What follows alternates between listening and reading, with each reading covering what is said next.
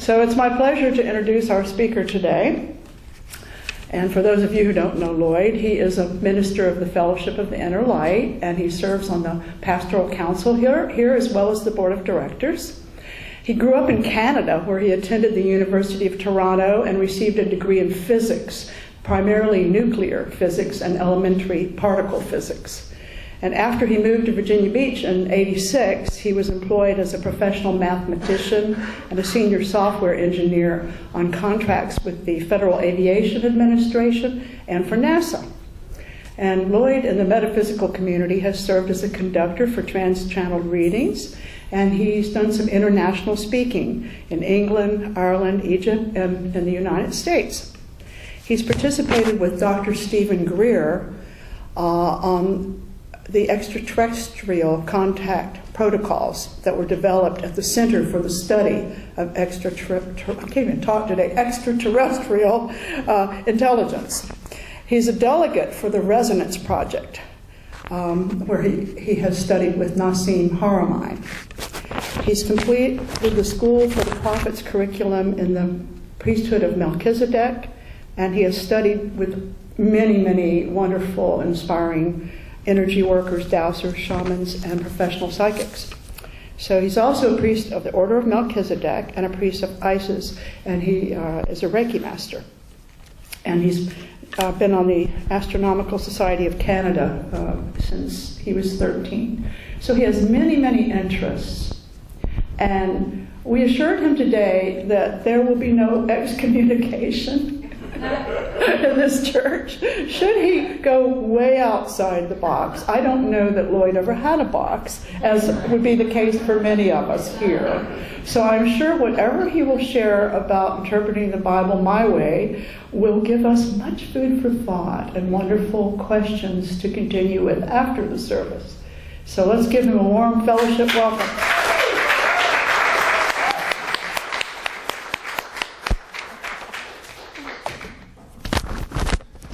Well, first let me say that all the opinions and interpretations I'll be expressing today are mine, not the fellowship's. So if you have any question or concern, please bring them directly to me. I can ignore them as well as anybody. Pop quiz. What's this year? 2017. I knew that. What's special about 2017? Need a hint. Solar eclipse is one. How about, it says, I'm thinking of an anniversary. No, another hint. A 500th anniversary. The Protestant Reformation. On Saturday, October 31st, 1517, Martin Luther posted his 95 Theses on the door of All Saints Church in Wittenberg, thereby somewhat by accident bringing in the Protestant Reformation. How universal and earth-changing does something have to be before people remember when it happened? Now, one of the principles on which the Reformation was founded is the 5 soli. Sola Scriptura, Sola Fide, Sola Gratia, Solus Christus, and Soli Deo Gloria. Only the Scriptures, faith alone, grace alone, only Christ, and glory only to God. Now, I have varying reactions to all of these, but the one that really gets my goat is Sola Scriptura, also known as Sola Biblia, only the Bible. Nothing against it, it's the word only that I don't like. You've got some problems with that right away. There are currently 2,600 versions of the Bible in print in the United States. In order for each of those 2,600 versions to be published, it had to demonstrate that it was at least 20% different from any other version. So which one of these 2,600 versions is the inerrant Word of God? Oops. Now, many people will say, oh, hey, we got that covered. The one true, official, original Bible is the authorized King James Version. Let's take a look at that. First of all, the King James Version was only published in 1611. What did they do in 1610? Flip a coin? And remember I just mentioned Martin Luther and the Sola Biblia? Martin Luther's 95 Theses were 1517. King James Bible was 1611, almost 100 years later. Obviously, when Martin Luther instituted the doctrine of sola biblia, he was not referring to the King James Bible. So I don't want to hear anyone saying, I'm a Lutheran, and I read only the King James Bible as Martin Luther advocated. By the way, you know who King James was before he was King James? Before he became James I of England, he was James VI of Scotland. And in the year 1597, just 14 years before authorizing the King James Version, he published a treatise entitled Demonology, which was an indictment of witchcraft and precipitated one of the great witch hunts of the period. Great stuff. And it appears this sort of thing ran in the family. James V, his grandfather, through Mary Queen of Scots, once ordered both his cousin and her young son burned at the stake for witchcraft in order to eliminate competition for the Scottish throne. And their family residence was the infamous Glamis Castle, which had been Macbeth's family home some 600 years earlier, back in AD 1040, when he murdered King Duncan. There was even a famous play written about that.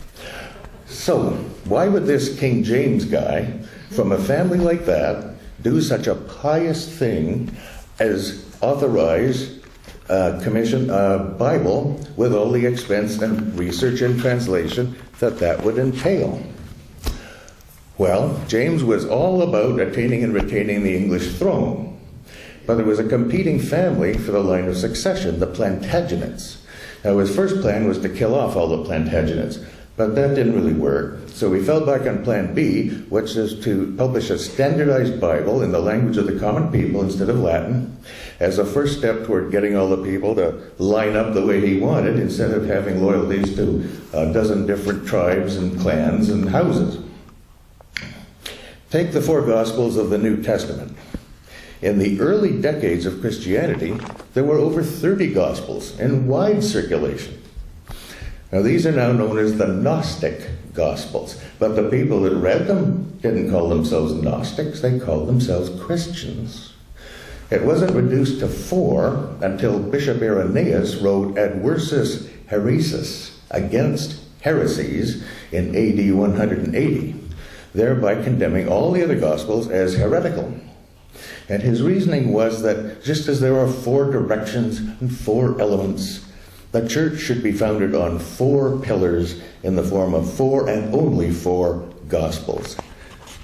That was his reasoning, I kid you not. And what's more, the 4 canonical Gospels we have today are all anonymous. The titles, Matthew, Mark, Luke, and John, were added later by editors. We even have one of the dates. We know the superscription, according to Matthew, was added in the 2nd century. As to the dates of their writing, no matter who actually wrote them, Mark was the earliest, written around AD 68. Matthew and Luke came later, around AD 90. And John was last, around AD 100. So none of the 4 Gospels were even written until several decades after the crucifixion and resurrection. Not that there's anything wrong with that. But I just didn't want anyone thinking that any of these authors was reporting live on the scene. It's not as if there were these 4 guys called Matthew, Mark, Luke, and John who were following Jesus around everywhere with a notepad going, oh, what was that, Master? Suffer little children and forbid them not. Okay, got it, thank you. But I must confess, despite its dubious origin, I myself use the King James Bible as my primary biblical reference, mainly for one reason. Not because it was perfect, but because it's the closest to a literal translation. In later versions, the translators always guessed at what things meant, and they were often wrong. In the King James, they just translated, whether they really understood what was being described or not. Here's an example. Students of Edgar Cayce, what's the most famous thing from Atlantis? The Firestone, right? That also known as the Terrible Crystal. People sometimes ask, if Cayce's story of Atlantis is true, why isn't it in the Bible? Well, I quote from Ezekiel chapter 1, verse 22, King James Version. And the likeness of the firmament upon the heads of the living creature was as the color of the terrible crystal stretched forth over their heads above. Yes, the Atlantean terrible crystal is mentioned explicitly in the Bible. And not only is it mentioned, but it's clear from the context that everyone of that day, at least everyone who was going to read Ezekiel, was not only aware of the terrible crystal or crystals, but had actually seen them, because Ezekiel uses it as a color reference. Now, the Bible has tons of good and valid stuff in it. The question is whether it can be taken literally. Let's start at the very beginning. Very good place to start. Let's look at the creation account from Genesis chapter 1. Now, in the view of modern physics and cosmology, the universe began about 15 billion years ago in an event that cosmologists call the Big Bang. At that instant, an unimaginably small proto-universe exploded to create all we know as physical reality. Now, some people imagine a tiny little ball of supercondensed matter sitting in an empty void, and they wonder what held this proto-universe together in space for all that time before it finally exploded. But that is incorrect thinking. Time and space were two of the entities that were created in the Big Bang. Just as the Latin version of the Bible tells us, God created the universe ex nihilo, out of nothing, not even empty space, nothing. So you get exactly the same story, whether you read the latest quantum mechanical dissertation from Cambridge or the oldest spiritual teachings on the planet. So let's, just for fun, see what comparisons can be drawn between the biblical creation account and modern theoretical physics. And I'll use the King James Version of 1611. Genesis 1 verse 1 tells us, "In the beginning, God created the heaven and the earth." Well, that could be the Big Bang itself, the point at which all matter, energy, space, and time exploded from the original singularity far smaller than an atom. It's hard to be sure. From the science of quantum mechanics, the Heisenberg uncertainty principle tells us that nothing can be known about the first 10 to the minus 43rd seconds following creation, because the universe had not yet begun to differentiate itself. Verse 2 says, "And the earth was without form and void." Well, golly, at a temperature of 1,000,000 trillion degrees, I guess it was pretty formless. What do you think? "And darkness was upon the face of the deep." A lot of things were happening. The separation of gravity, the separation of the strong force, the creation of quarks, antiquarks, and electrons, but still no photons, no light. It was not until verse 3 when God said, "Let there be light," that photons came into being at the separation of the electromagnetic force at 10 to the minus 12th seconds. Now, within the first 3 minutes after creation, protons and neutrons, the familiar building blocks of matter, had condensed from the primordial stew. However, the universe was still so dense that the photons could not move within it. They were exchanged only by direct contact between other particles, until verse 4, where we're told that God divided the light from the darkness.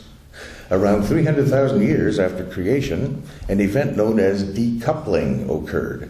Light broke away from matter and traveled freely. The universe became transparent.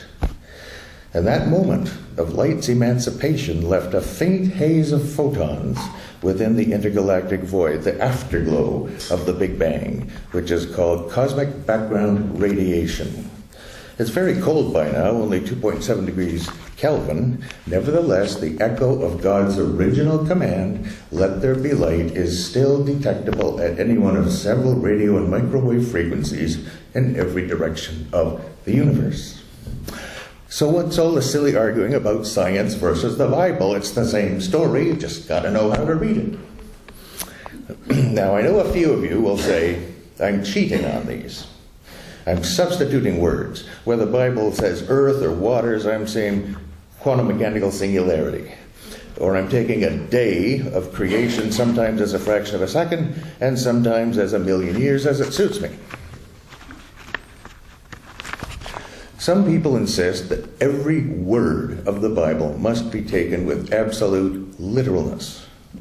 Now, among these apparently was the 17th century Irish bishop, James Ussher, who compiled a chronology of the Old Testament and determined the moment of creation to be 4004 BC, Sunday, October 23rd at 2:30 p.m. But I choose to attempt to interpret the Bible within the cultural, historical, and linguistic context that gave rise to it. Remember, this was written over 5,000 years ago to an audience of nomadic shepherds. Do you expect the author to speak of a high-energy relativistic plasma flux continuum? Even if that's what he saw, he had no words with which to express it. So we have to use our discernment to decide whether a Bible passage is literal. But in this case, the Scripture itself explicitly tells us that the Genesis creation account is not literal. A day of creation could not possibly refer to the rotation period of the earth relative to the sun, of the moon, and the stars, because the sun and the moon and the stars weren't created till the fourth day. Let's move ahead to the story of Adam and Eve. If you take it literally, you have a talking snake in a tree, and the tree easily convinces Eve to eat from the tree of knowledge of good and evil, and Eve then tells Adam that's a great idea, and Adam, like a schmuck, goes right along with it, and women have taken a bad rap for it ever since. So what can we do with this? Well, one thing we can do is to use the creation account in the Holy Quran instead of the Hebrew Scriptures, because the account in the Quran doesn't have these problems. The Quran has a creation doctrine known as nafsin wahida, that all of creation came from a single being, a single source at the same time. The best example I've found is in Surah 7, Ayah 189. Bismillah ar-Rahman ar-Rahim. He, Allah, it is, who created you from a single being, nafsin wahida, and of the same did he make his mate. So we have a man and woman created at the same time and of equal stature, with neither one particularly being blamed for anything. Or, what we can do that's even better is to cross-reference the Genesis account to other ancient writings, such as the Vedas or ancient Egyptian mysticism, to see what's really going on. Of course, that would be a departure from sola biblia. Yes, thank God. The story of Eve's falling first is a classic example of the Bible's being correct, but not literally correct. And you'll never get the real story just by reading Genesis. In the very early stages of our indwelling in the earth, as we were first projecting into materiality, it was more natural for our soul to project its feminine aspect, since our feminine nature is more like our soul nature, and our masculine aspect projected later. So if you think that coming into materiality was not a great idea, and you need not think that, but if you do, then you might be tempted to point the finger at our feminine side as having projected first. So who's the talking snake? Well, the symbol of the serpent, or a similar shape, comes up everywhere.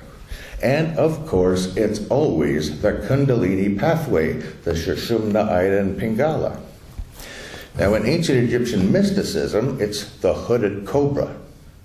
In Egyptian temple drawings, you often see two serpents standing on their tails wearing little hats. And right away, you figure there's got to be some kind of message here, because serpents don't normally stand on their tails and wear little hats. Now, the hats are the crown of Upper Egypt and the crown of Lower Egypt, and it's really the same serpent. It's the different ends of the Kundalini pathway. In the Far East, it's the dragon. The red dragon for the lower chakras and the golden dragon for the upper. Again, it's the same dragon, just different ends of the Kundalini pathway. In Christianity, it's the shepherd's crook. Jesus spoke of it in his conversation with Nicodemus in John chapter 3. As Moses lifted up the serpent in the wilderness, even so must the Son of Man be lifted up. Now, of course, as well as the Kundalini, he's referring historically to Numbers 21, when Moses made a serpent of brass on a pole to cure the people from a plague of fiery serpents. But he's really talking about the Kundalini pathway. what Adam and Eve really did was to reverse the flow of the Kundalini life force downward to be dissipated into materiality to allow them to become terrestrial beings. And what we must do is again reverse the flow of the life force upward to become celestial beings once again. But again, if you just read Genesis or John without cross-referencing it to ancient Egyptian mysticism or the Hindu Vedas or the yogic tradition, you're left with a talking snake in a tree and a serpent of brass on a pole. Good luck with that. Let's move ahead in Genesis to the story of Sodom and Gomorrah. How can two big cities get wiped off the face of the earth? Well, the people of Hiroshima and Nagasaki might have an idea about that. The angels directed Lot and his family to save their lives by running to the mountain. A large landmass is good protection from a nuclear blast.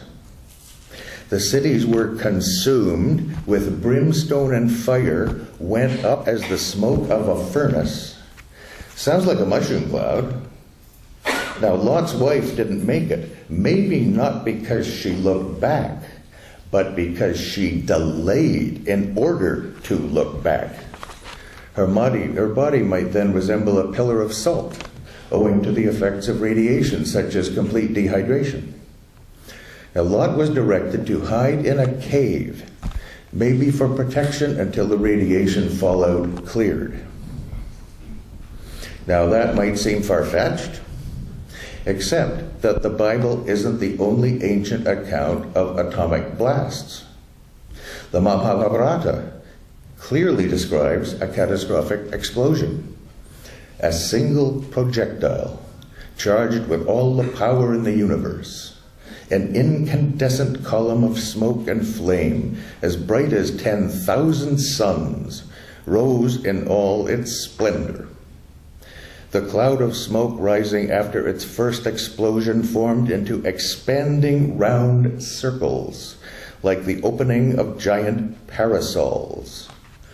It was an unknown weapon, an iron thunderbolt, a gigantic messenger of death, which reduced to ashes the entire race of the Vrishnis and the Yandakas.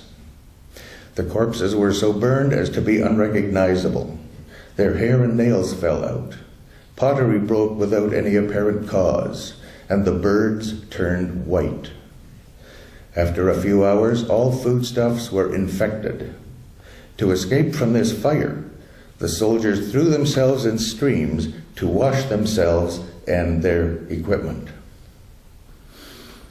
Dr. Robert Oppenheimer, who worked on the Manhattan Project to develop the atomic bomb, was very familiar with ancient Sanskrit literature.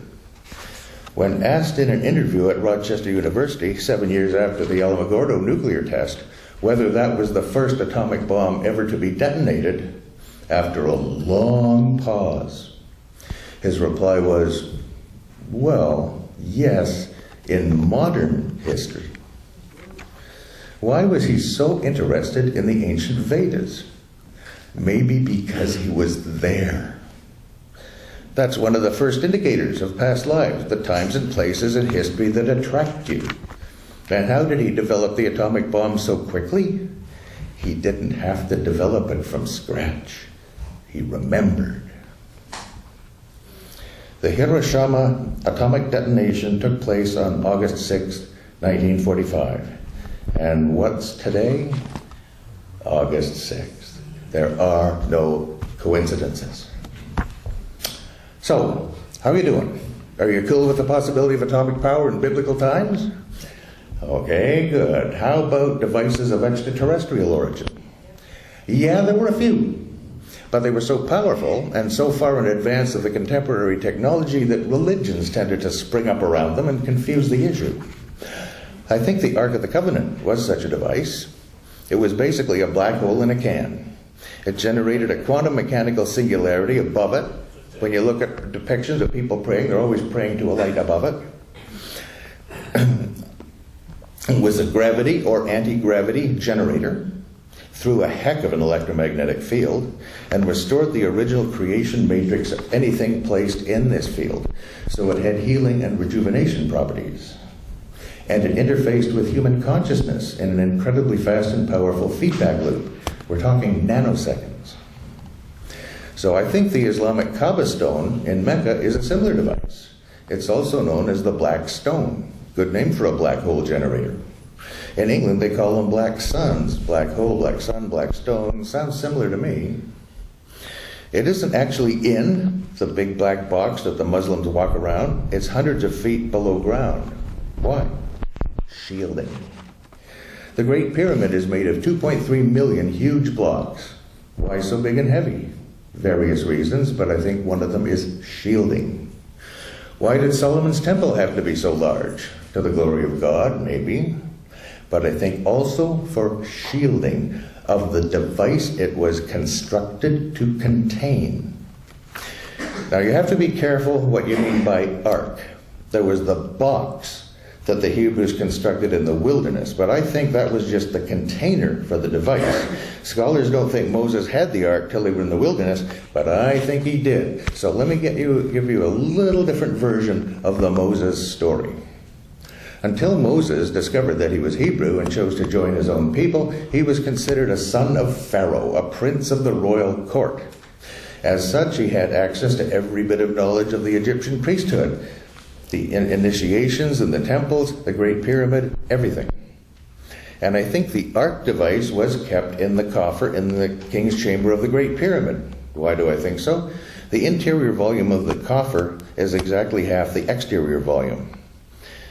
And the Ark of the Covenant, the box that is, would almost fit inside the coffer. And the interior of the Ark box is exactly half the volume of the exterior. So you have perfect dimensional octaves in the musical sense, factors of 2.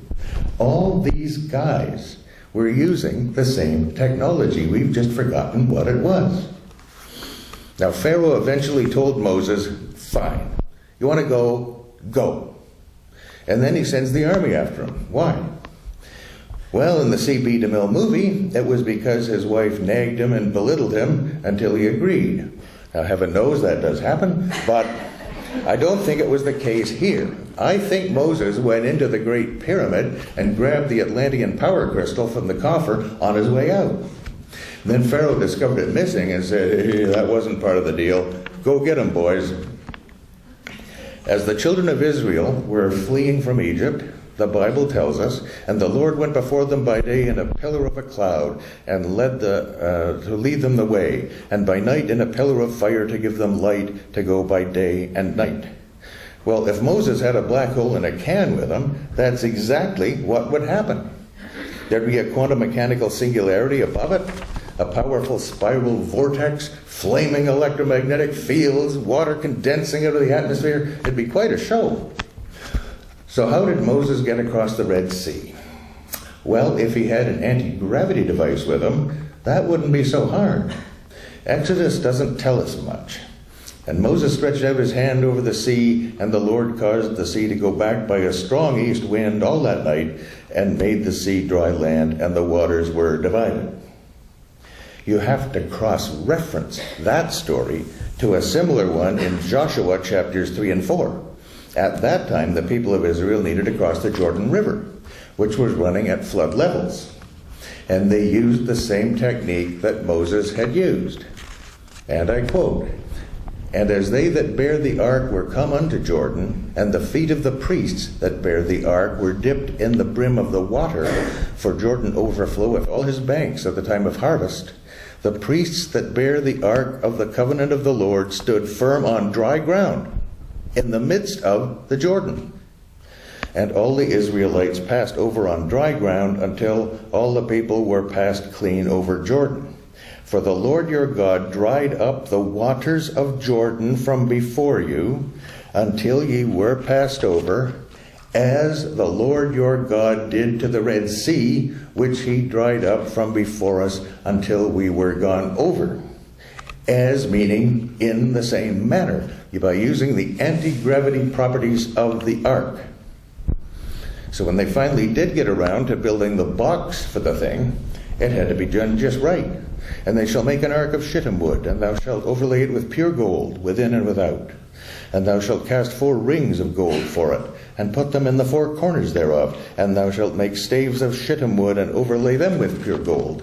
And thou shalt put the staves into the rings by the sides of the ark, that the ark may be borne with them. Well, why did it need it to be just that way? Some people say, well, we can't understand the ways of God. I say, yeah, we can. That's an electrical specification. Shittim wood is porous like cedar. It's an excellent electrical insulator. Just what you'd need to carry a black hole device. And gold is an excellent conductor to bring the charge to the outside. I think the Essenes had a secret job that no one knows about. I think they were on continuous 24-hour standby to receive the Ark of the Covenant in the event that it needed to be removed from Jerusalem. That's why the Essenes lived remote from the city. Mount Carmel, Qumran, far enough away to be safe, but close enough to get the Ark there if necessary. Among the Dead Sea Scrolls discovered at the Essene community at Qumran were some copper plates, and they described the location of 64 objects that were used in conjunction with handling the ark. The famous archaeologist Vendell Jones found one of them, the sacred anointing oil. It was actually a conductivity gel. The ark threw a heck of an electromagnetic field, and the conductive oil would bring the induced electric charge to your outer skin away from your internal organs. And by the way, the archaeologist Vendell Jones was the inspiration for Indiana Jones. Vendell Jones was known to his friends as Vendy, which became Indy. So, in conclusion, I'm not against tradition. If they're good traditions, by all means, keep them.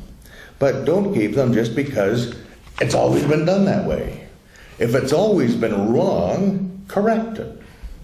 And what I'm against is the people who say God spoke these exact words 5,000 years ago or whenever, and there hasn't been a peep out of him since, and this book, the Bible, is the entire statement, and this is the beginning, and this is the end, and the canon is closed, and that's it.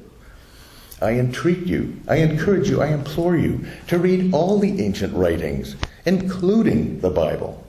But for God's sake, do so as children of the Most High God that you are, and apply your own God-given inquiring mind to the material. And don't be afraid to apply logic, and have your own opinions on things, even if no one else seems to agree with you. If people think your ideas are a bit weird, remember this famous quotation from Arthur Schopenhauer. All truth passes through 3 stages. First, it is ridiculed. Second, it is violently opposed. Third, it is accepted as being self-evident. Thank you very much.